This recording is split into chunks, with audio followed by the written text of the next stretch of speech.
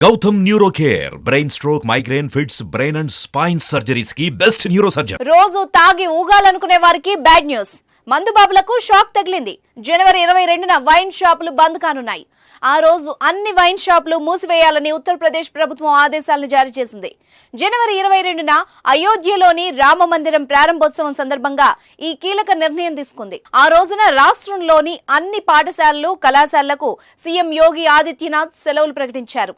22న మధ్యాహ్నం 12 గంటల 20 నిమిషాలకు అయోధ్య రామ మందిరంలోని గర్భగుడిలో సీతాంజనేయ లక్ష్మణ సమేత శ్రీరాముడు కొలువుదీరనున్నాడు. ప్రాణ ప్రతిష్ఠ వేడుకకు సంబంధించిన వైదిక ఆచారాలు జనవరి 16 నుంచి ప్రారంభం కానున్నాయి. జనవరి 14 నుంచి జనవరి 22 వరకు అయోధ్యలో అమృత మహోత్సవం జరగనుంది.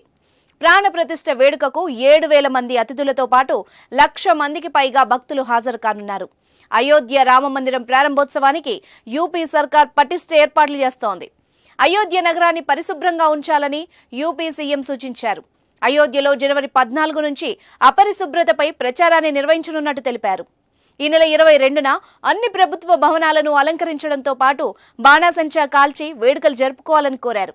ఈ క్రమంలోనే ఆ రోజు వైన్ షాపులు, నాన్ వెజ్ షాపులు బంద్ చేయాలని యోగి ఆదిత్యనాథ్ ఆదేశించారు. ఇక అయోధ్య రామాలయ ప్రారంభోత్సవ కార్యక్రమాన్ని దేశవ్యాప్తంగా పండగలా జరపాలని బీజేపీ భావిస్తోంది. గ్రామాల్లో బీజేపీ కార్యకర్తలు, ఇతర భక్తులు అవసరమైన వారికి దుప్పట్ల పంపిణీ చేయడం, భోజనాలు ఏర్పాటు చేయడం వంటి వాటిని నిర్వహించాలని సూచిస్తోంది.